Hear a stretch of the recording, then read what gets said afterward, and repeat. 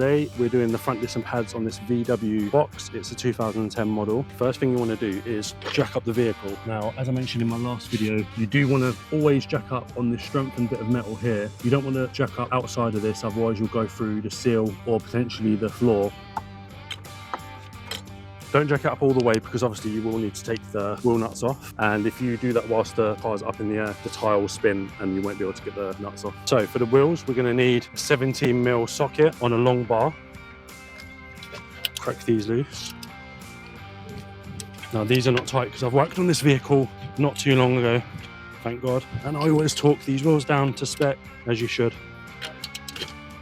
So they're all loose. Now we can jack the vehicle up to take the wheel off.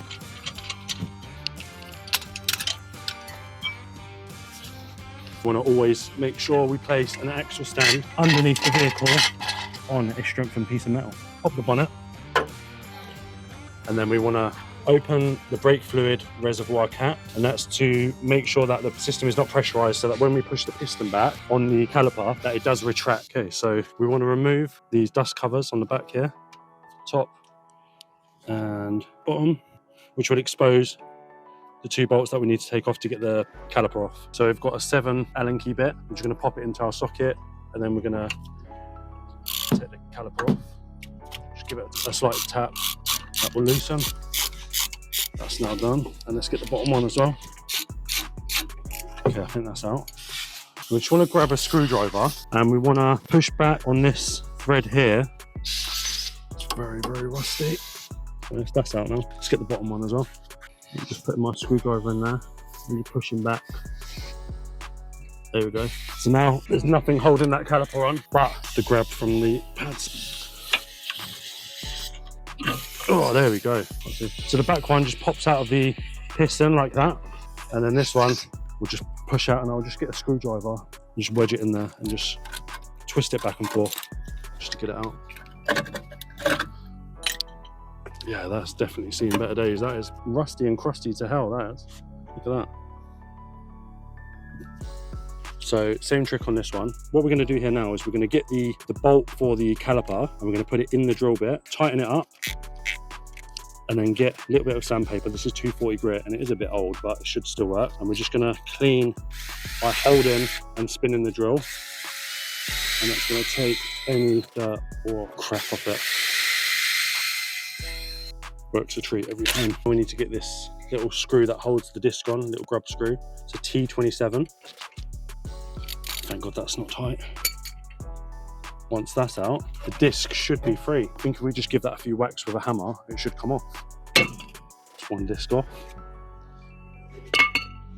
We need to clean this mating surface off. We'll just give this a scrub. Clean this as well. Very rusty. For 2010, clean this up, clean the caliper up.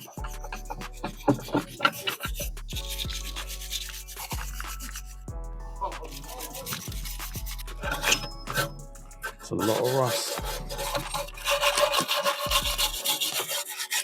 This is all stuff you generally don't want in your brakes, do you know what I mean, when you're braking, so just to get it off. This dust shield is rotten as well. Cleaner Rooney, mate. Sweet, I'm happy with that. We're just resting the caliper on top of the brake shield there. We do need to push this piston back in so that we can get the new pads in. We're going to need this brake caliper piston wind back tool. So what we're going to do, we're going to grab the right hand one, the right hand, and you know it's right hand because it says RH here on the box, and I'm right handed, so we're going to slide that in there like that. We're going to grab an appropriate fitment. I found that this number 3 works on a lot of cars.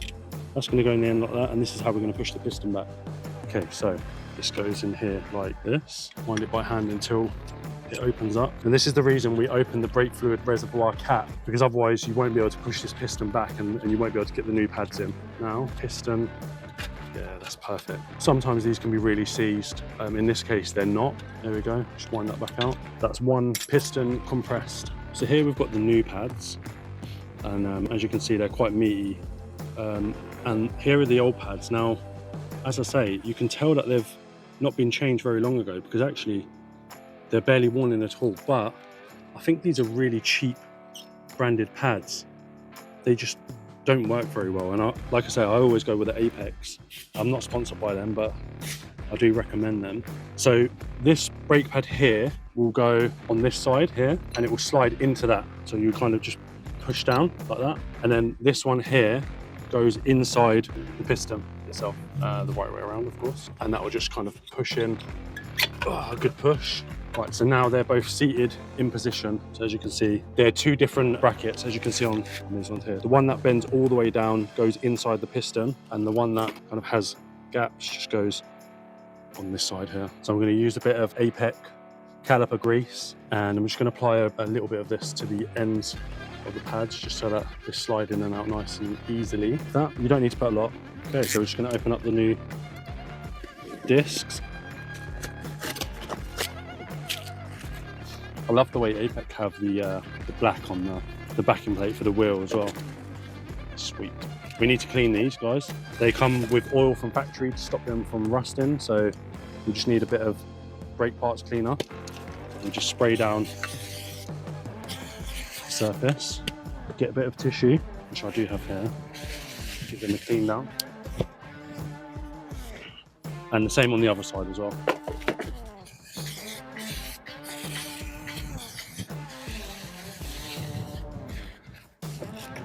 Go, nice and clean.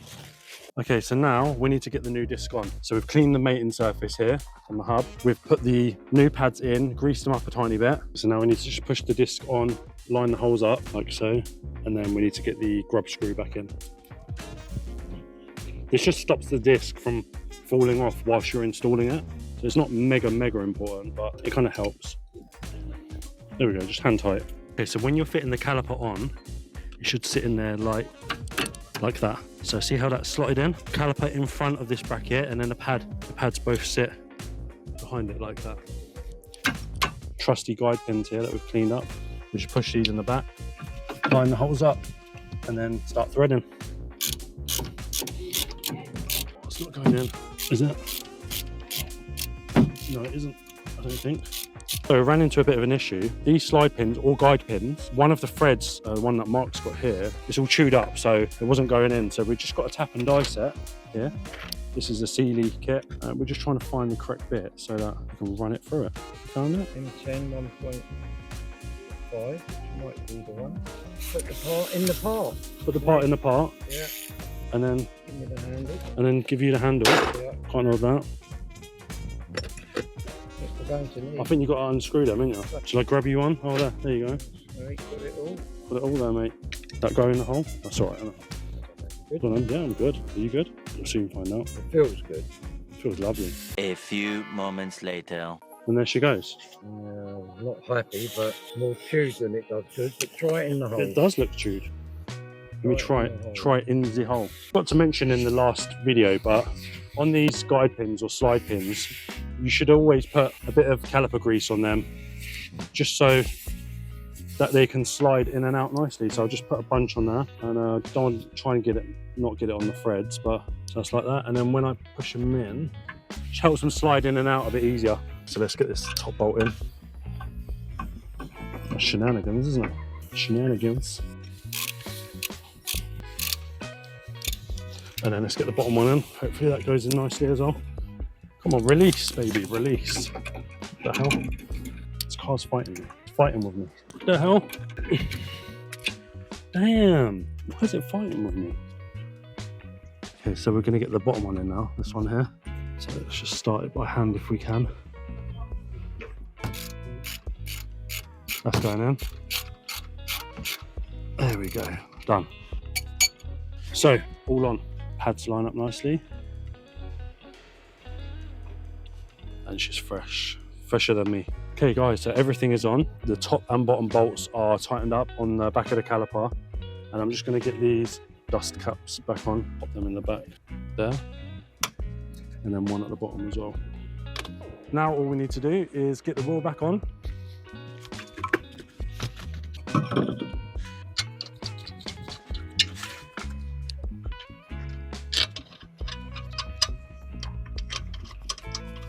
I'm going to torque these wheels to 110 Newton meters of torque.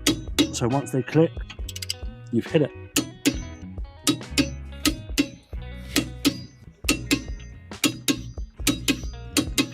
So wheels on and torqued. Just need to pump the brake a few times just so the piston pushes out. And we're done. This video, guys, please give it a thumbs up. Please share and comment any questions that you may have. Subscribe for more content like this, and I'll see you guys in the next one.